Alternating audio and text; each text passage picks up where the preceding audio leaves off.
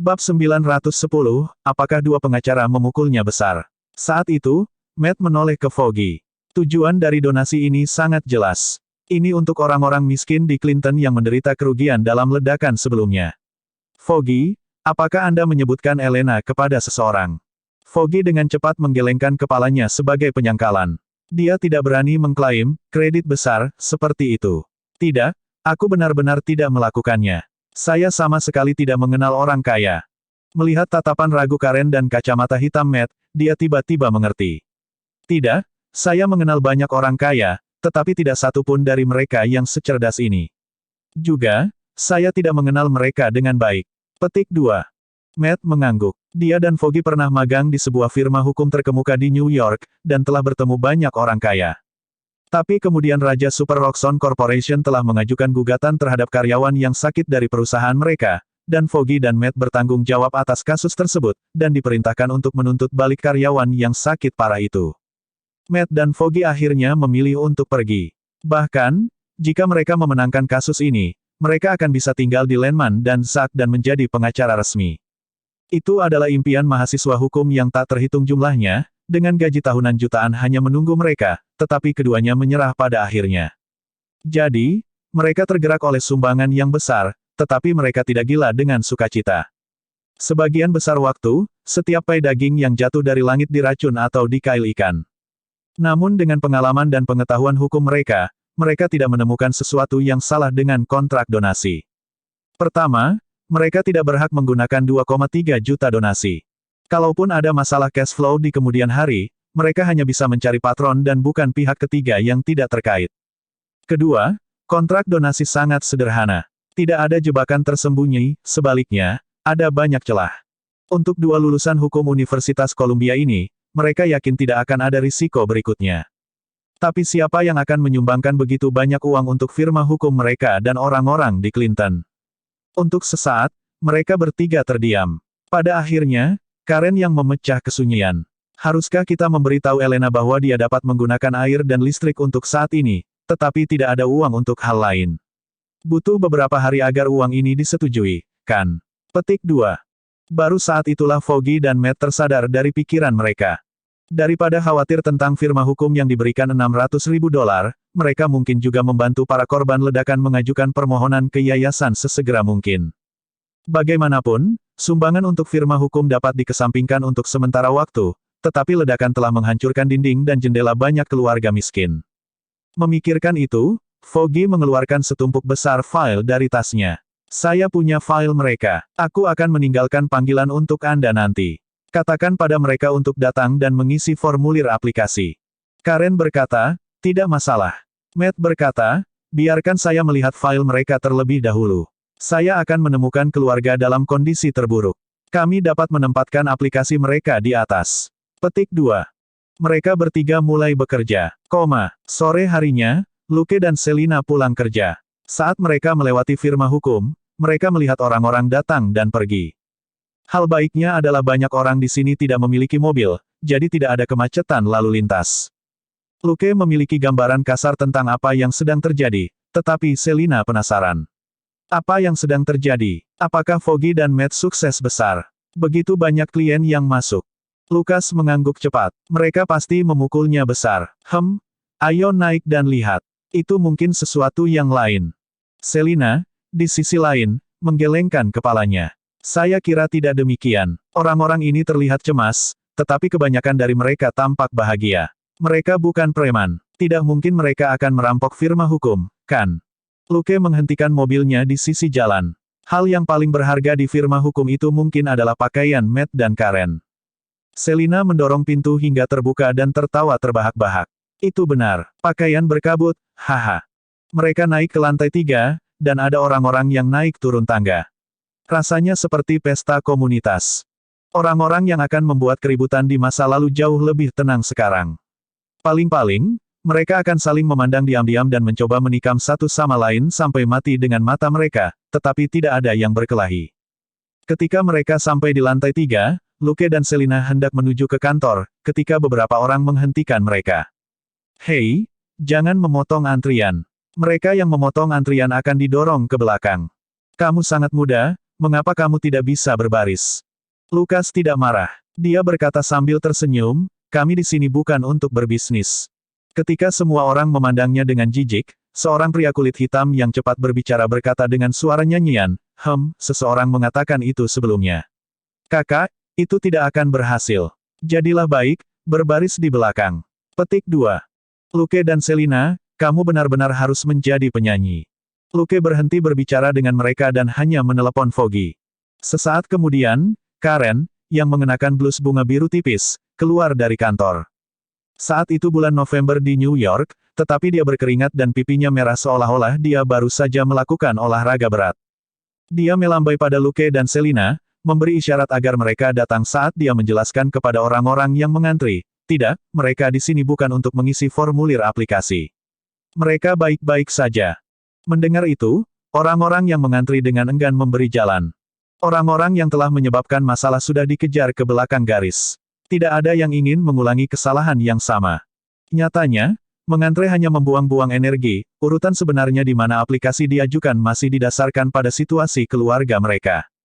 Matt dan Foggy pasti tidak akan memberitahu mereka itu. Yang terbaik adalah berhati-hati dalam hal ini. Kalau tidak, jika semua orang ini masuk ke firma hukum, para pengacara tidak akan bisa berbuat apa-apa. Luke dan Selina membutuhkan waktu hampir 1 menit untuk mencapai kantor Foggy dan Matt. Mereka sibuk, dan hanya menyapa Luke dan Selina. Foggy berkata, maaf, kami sangat sibuk hari ini. Apa yang bisa kami lakukan untukmu? Luke berkata sambil tersenyum, tidak apa-apa. Kami baru saja melihat banyak orang berkumpul di lantai bawah. Saya takut sesuatu mungkin terjadi di sini, jadi saya datang untuk melihatnya. Petik 2. Foggy berkata, terima kasih banyak. Tidak ada yang terjadi untuk saat ini. Kami hanya berurusan dengan beberapa bisnis baru. Petik 2. Luke melihat antrean panjang di luar kantor dan mengangguk. Sepertinya kamu tidak menghasilkan uang, tetapi malah memberikannya. Baik Foggy maupun Matt berhenti sejenak dan tersenyum pahit. Mereka ingin mengatakan bahwa Luke benar. Orang-orang ini ada di sini untuk mendapatkan uang, bukan untuk memberi mereka uang. Mereka juga ingin mengatakan bahwa Luke salah. Mereka memang baru saja mendapatkan rejeki nomplok yang besar, meskipun mereka belum menguangkan $50.000 untuk bulan pertama. Bab 911, mengembalikan hadiah, perlakukan, dan proposal. Foggy berpikir sejenak, lalu menjelaskan, ini bantuan hukum gratis. Luke memberi, oke, sepertinya aku harus menunggu undanganmu sedikit lebih lama. Foggy dan Matt berhenti lagi, dan Foggy dengan cepat berkata, malam ini. Setelah bekerja, kami akan mentraktirmu dan Selina di bar. Lukas mengangguk sambil tersenyum. Oke, kami tidak akan mengganggumu lagi, sampai jumpa. Pada saat itu, Karen sedang berdiri di pintu dengan 2 kotak. Dia berkata, Luke, kue yang kamu berikan kepada kami terakhir kali benar-benar enak. Senang sekali Anda ada di sini hari ini, bawa ini kembali bersamamu. Saat dia berbicara, dia menyerahkan kotak-kotak itu. Luke melihat bahwa itu penuh dengan donat. Melihat kemasan yang jelas biasa dan merek yang belum pernah dia dengar, itu mungkin hadiah terima kasih lain dari tetangga. Dia tidak tahu apakah harus tertawa atau menangis, tetapi dia tidak bisa menolak. Dialah yang membuat lelucon itu, dia hanya bisa menggertakkan giginya dan menerimanya. Sambil mengucapkan terima kasih, dia berkata kepada Foggy dan Matt, hubungi saya sepulang kerja malam ini. Semoga sukses dengan bisnismu. Kemudian, dia dengan cepat pergi dengan 2 kotak donat.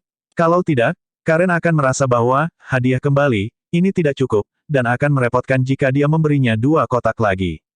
Foggy dan Matt tersenyum pahit lagi.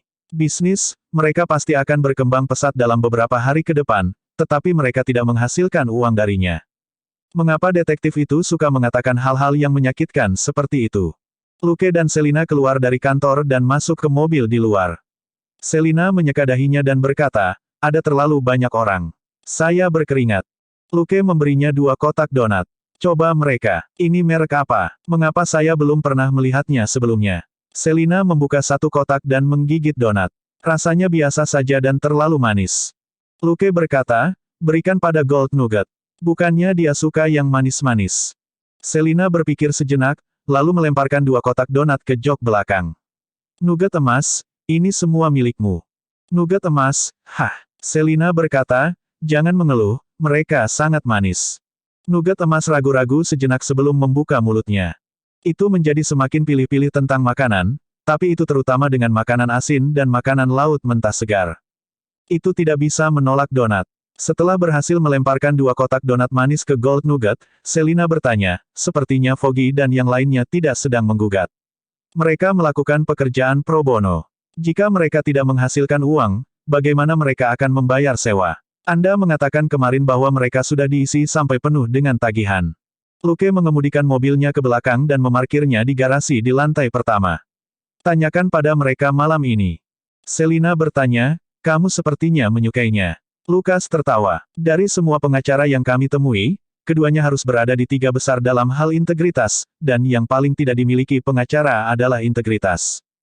Selina kehilangan kata-kata. Dengan kata lain, tidak adil untuk membunuh semua pengacara di Amerika, tetapi terlalu banyak yang akan lolos dari jaring jika setengah dari mereka terbunuh. Pengacara dengan integritas moral seperti kapitalis yang tidak ingin menghasilkan uang. Pukul 6:30 malam, Luke menerima telepon dari Foggy, yang mengundangnya dan Selina untuk minum di Josie's Bar di pojok. Luke dan Selina keluar dan mencapai bar terdekat dalam waktu kurang dari 2 menit. Bisnis bar itu biasa-biasa saja, dan memiliki jumlah pelanggan rata-rata, sulit untuk melakukan bisnis yang baik di Clinton. 3 eksekutif firma hukum berada di konter, dan Luke serta Selina duduk di sebelah mereka. Mereka tampak kelelahan, tetapi dalam semangat yang baik dan mengobrol dengan gembira. Mereka bertiga menyapa Luke dan Selina dengan senyuman. Foggy melambaikan tangannya. Pesan apapun yang Anda inginkan. Ada padaku malam ini. Luke menarik napas dalam-dalam dan mencium aroma whisky palsu yang ada di depan Foggy. Melihat zaitun, abu-abu tua di sebelah cangkir, Luke merasa itu jamur atau bukan zaitun sama sekali. Dia dengan cepat berkata, 2 botol bir Corona. Bos wanita, yang mengenakan kemeja kotak-kotak merah dan hitam, berbalik dan menatapnya. Apakah kamu sudah dewasa? Saya pikir saya perlu melihat SIM Anda terlebih dahulu. Jangan keluarkan kartu pelajarmu. Luke tersenyum dan menatap Foggy. Foggy berkata, Josie, dia temanku. Bagaimana dia bisa menjadi anak di bawah umur? Beri saja dia bir. Josie mengerucutkan bibirnya. Kamu juga tidak terlihat seperti orang dewasa. Kecuali wajahmu, tentu saja. Kabut. Setelah memberikan pukulan kepada Foggy, Josie memberi Luke dan Selina 2 botol Corona. Dia hanya mengatakan itu karena dia menyukai wajah Luke yang tampak lembut. Kalau tidak, tak seorang pun di Clinton akan peduli jika Luke minum atau tidak.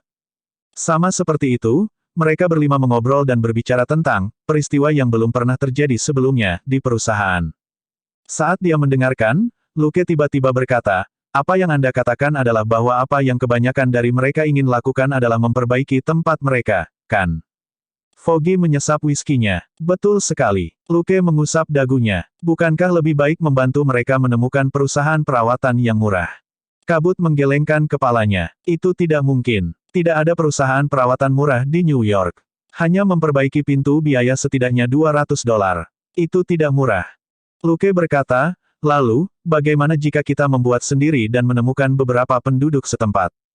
Baik Foggy maupun Matt bingung. Penduduk setempat. Apa hubungannya ini dengan penduduk setempat? Penduduk setempat juga harus menghasilkan uang, dan tidak mau melakukan pekerjaan amal. Luke berkata, faktanya adalah bahwa perusahaan pemeliharaan perlu menghasilkan uang untuk tetap berjalan dan mempekerjakan pekerja, sehingga harganya tidak boleh terlalu rendah. Tapi kita bisa memotong biaya di 2 area ini. Foggy berkata, ceritakan padaku tentang itu. Luke berkata, kita dapat mempekerjakan beberapa penduduk lokal sebagai pekerja magang dan kemudian membawa pekerja terampil dari luar.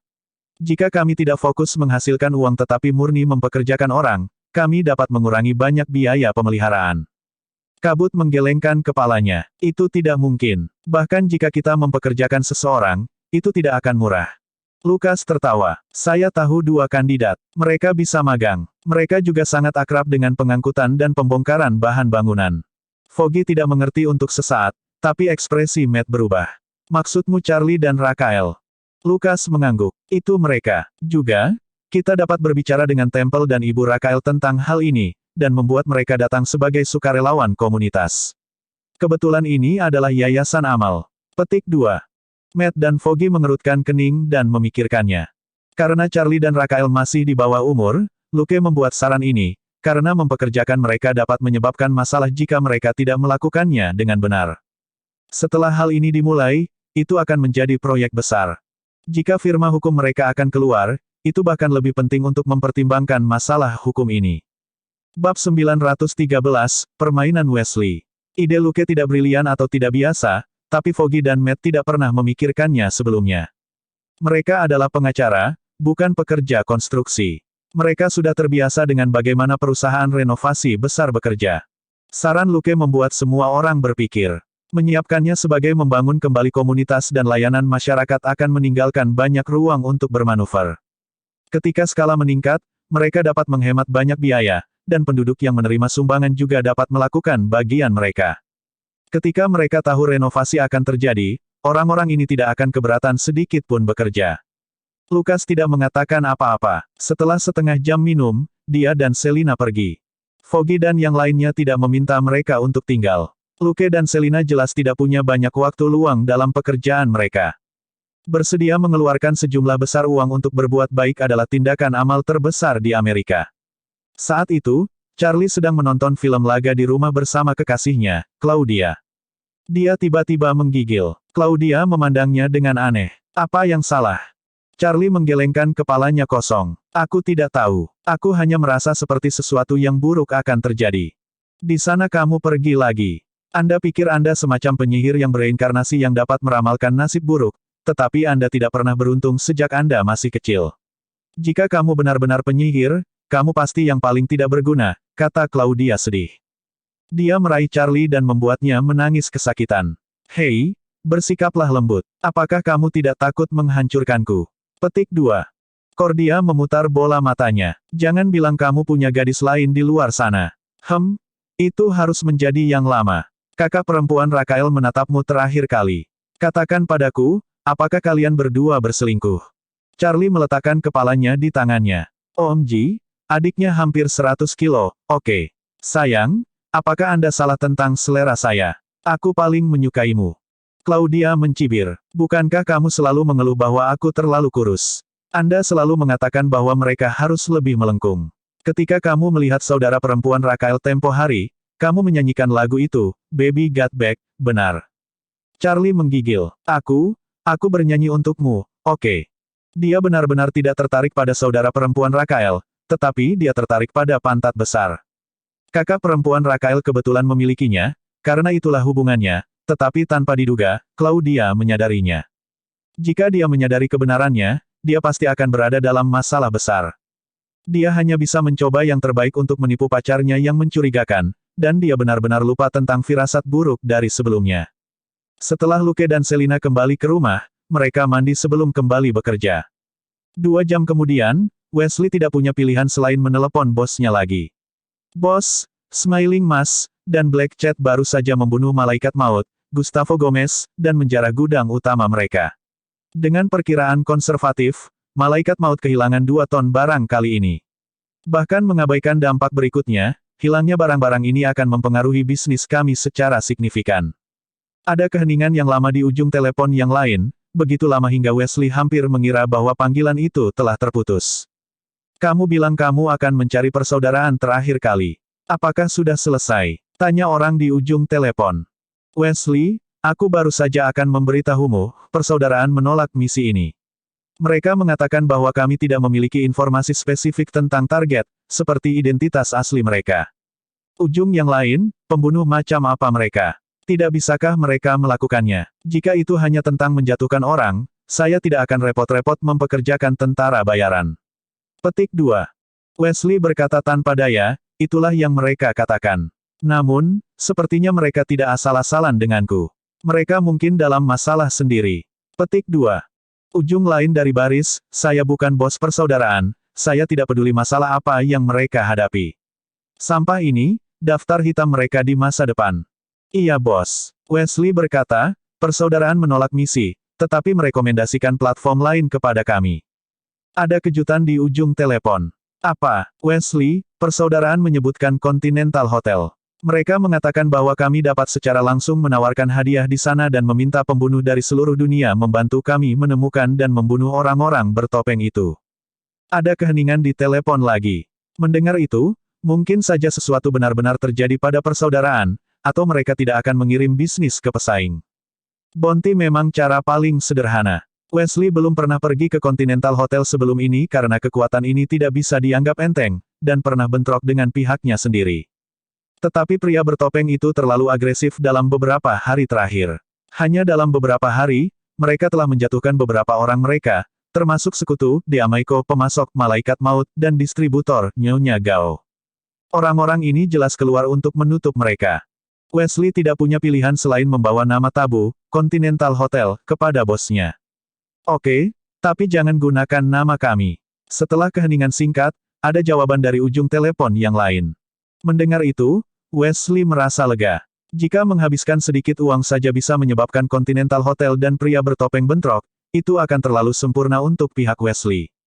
Bagaimanapun, kedua belah pihak memusuhi partainya. Tidak masalah siapa yang menang atau kalah, atau jika tidak ada pihak yang menang, bahkan jika mereka terus bentrok, itu akan menjadi hal yang baik. Dia tidak pernah memikirkan hal ini sebelumnya karena pria bertopeng itu tidak sekuat itu dan belum memukul Wesley dengan daya tembak yang cukup keras. Itu adalah kesempatan bagus untuk membuat dua kekuatan yang tidak dikenal ini saling bertarung. Setelah menutup telepon, Wesley merenung. Frank Deamaiko telah memasang perintah pembunuhan balas dendam di Continental Hotel sejak awal. Setelah Deamaiko dan putranya terbunuh, perintah balas dendam ini diaktifkan, dan hadiah untuk pembunuh mereka masing-masing adalah 2 juta. Dengan kematian ayah dan anak, total hadiah untuk perintah balas dendam adalah 4 juta yang sangat menarik. Tapi itu tidak cukup. Geng pria bertopeng tumbuh dari kekuatan ke kekuatan, yang membuat Wesley yang cerdik merasakan krisis yang kuat. Semakin banyak mereka bertarung, semakin kuat mereka, dan jumlah mereka juga meningkat, yang sangat merugikan pihak Wesley. Dia harus menyeret Continental Hotel ke dalam pertarungan ini sesegera mungkin. Mengingat cara hotel melakukan sesuatu, mereka pasti akan memukul pria bertopeng itu dengan keras. Itu semua salah Batman sialan itu. Kenapa dia harus begitu menonjol saat bermain-main hakim sendiri? Aku akan membunuhmu ketika aku mendapat kesempatan. Wesley bersumpah dalam hati. Jumlah petugas polisi bertopeng di New York puluhan kali lipat dari sebelumnya, dan itu semua karena Batman. Dalam beberapa bulan terakhir, banyak bocah remaja berjubah hitam dan topeng jelek keluar untuk mencari masalah atas nama ksatria. Tidaklah cukup baik bagi Batman untuk menjadi seorang main hakim sendiri, dia harus tampil di TV, dia pasti munafik. Setelah dia selesai mengutuk Batman, Wesley mulai menelepon untuk menetapkan hadiah.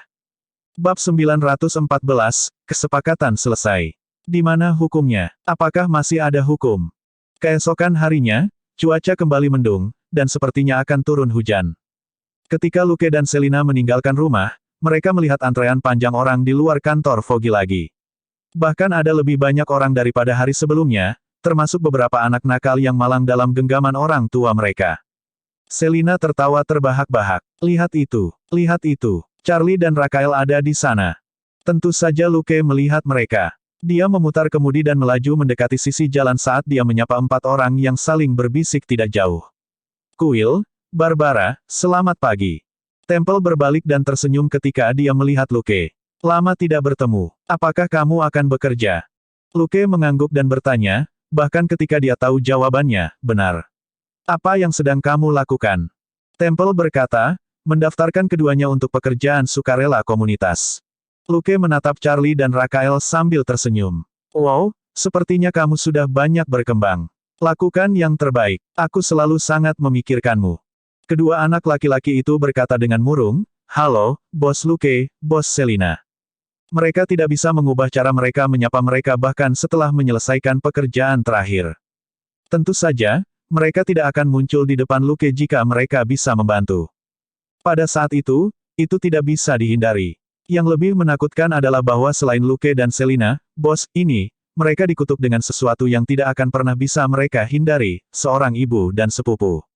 Seorang wanita kulit hitam pendek gemuk melambai pada Luke dan Selina sambil tersenyum.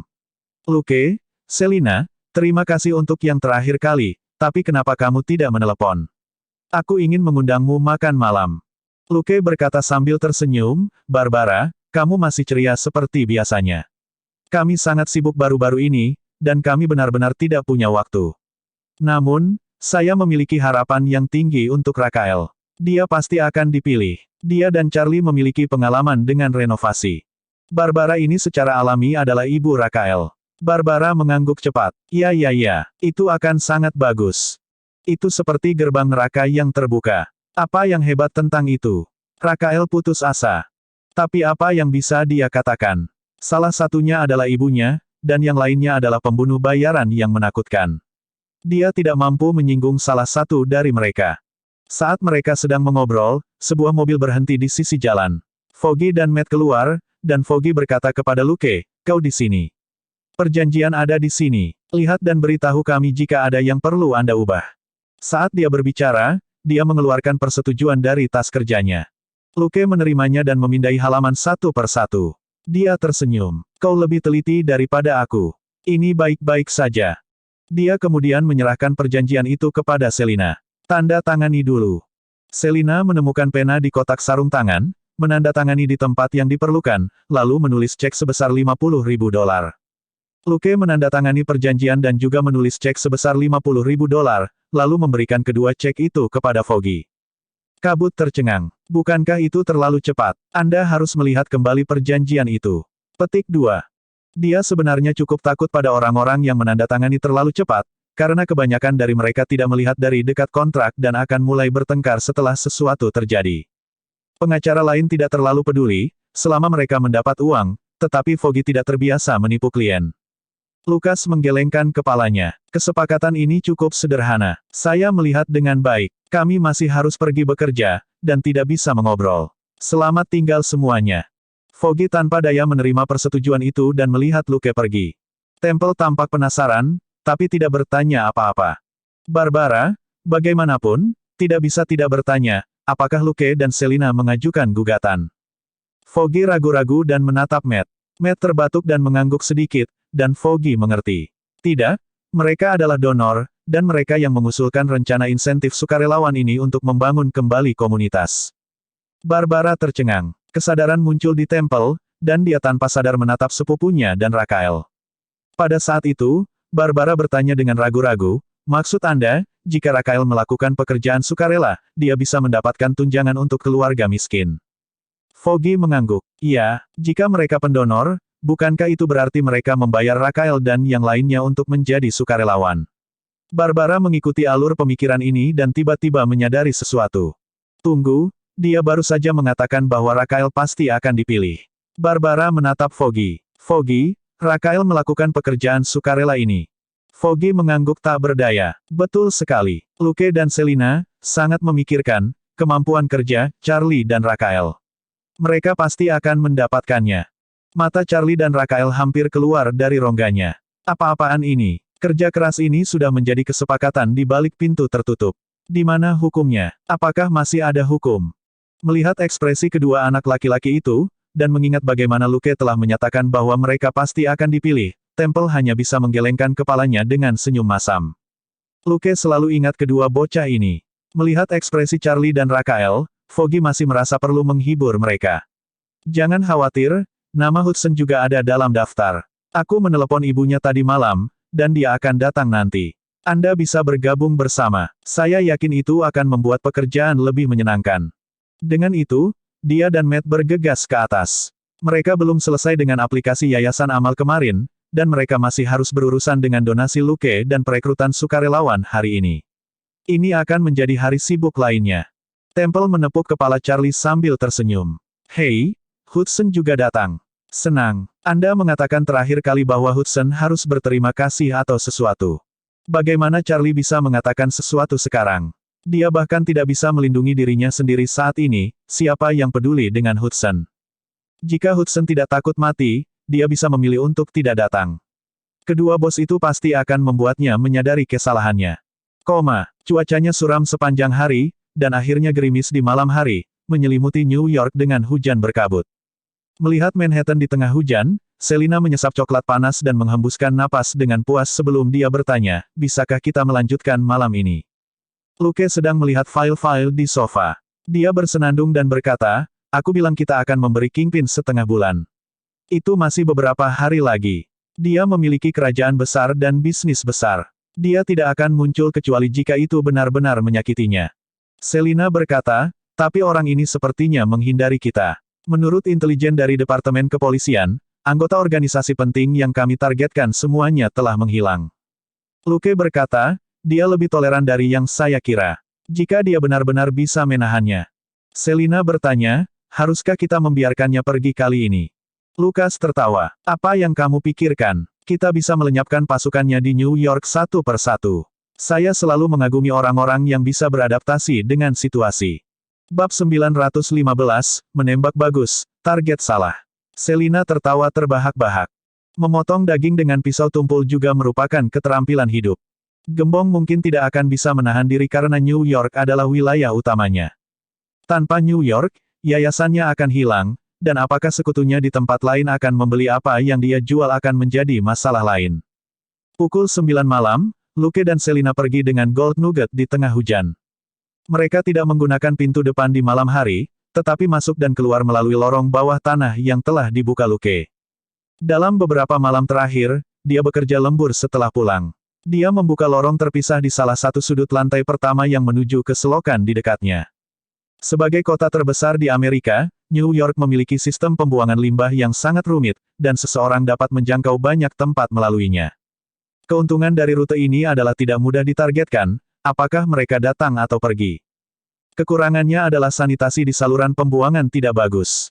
Dalam beberapa hari terakhir, Luke telah memilah-milah peta dan memilih rute yang paling cocok di selokan untuk menghindari bertemu dengan yang berhubungan dengan drainase toilet dan sebagainya.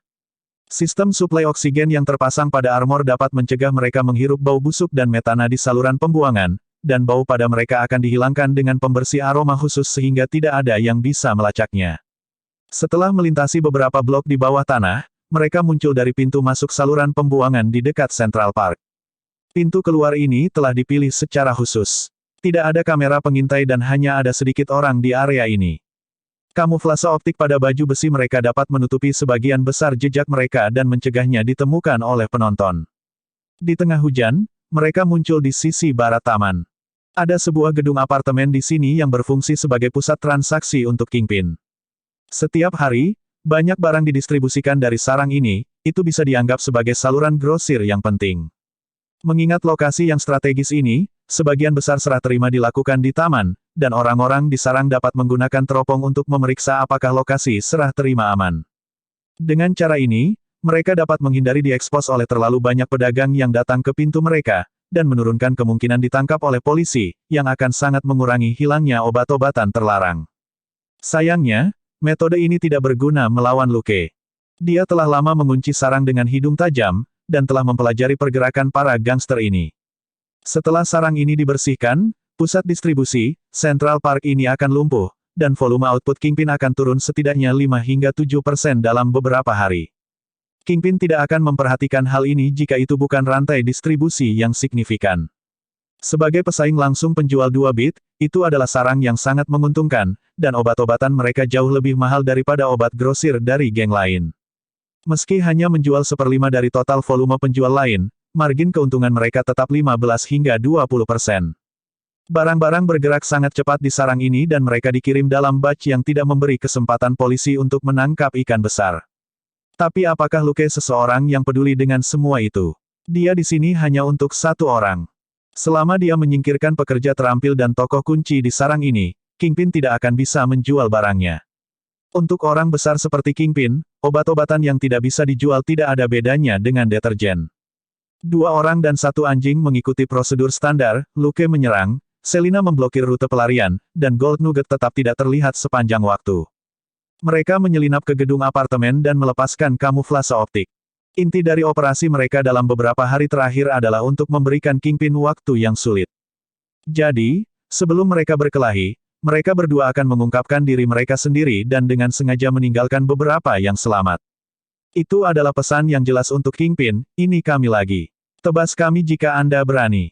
Luke, yang merupakan penyerang utama, berjalan tidak tergesa-gesa menaiki tangga dengan pisau di kedua tangannya. Dia bahkan menyenandungkan sebuah lagu. Pukulan ini, sedingin es itu, Michelle Pfeiffer, emas putih itu. Selina yang tadinya menjaga pintu belakang mau tidak mau mengejek, "Hei, lagu ini tidak cocok dengan karakter V, kan?" Saat dia melangkah maju dalam waktu dengan lagu itu, Luke menjawab, bagaimanapun, hanya ada kita, dan tidak ada orang lain yang bisa melihatku. Selina kehilangan kata-kata dan Gold Nugget tetap diam. Di lantai 2, Luke melemparkan pisaunya ke dua penjaga di ujung lorong. Langkah kakinya masih tidak tergesa-gesa saat dia berjalan menyusuri lorong. Ketika dia melewati setiap pintu, dia berhenti sebentar untuk menyingkirkan orang-orang yang bersembunyi di dalam ruangan atau berbaring untuk menyergap. Luke berjalan ke pintu di ujung lorong. Dia membungkuk dan mengeluarkan pisau dari leher kedua penjaga yang tergeletak di tanah. Dengan jentikan pergelangan tangannya, darah mengalir dari pisau. Dia menendang pintu terbuka dan berjalan masuk. Orang-orang di dalam sangat waspada. Begitu pintu ditendang terbuka, mereka tanpa sadar meraih senjata mereka. Luke menyerang ke depan dan menggambar busur di udara dengan pisau di tangannya.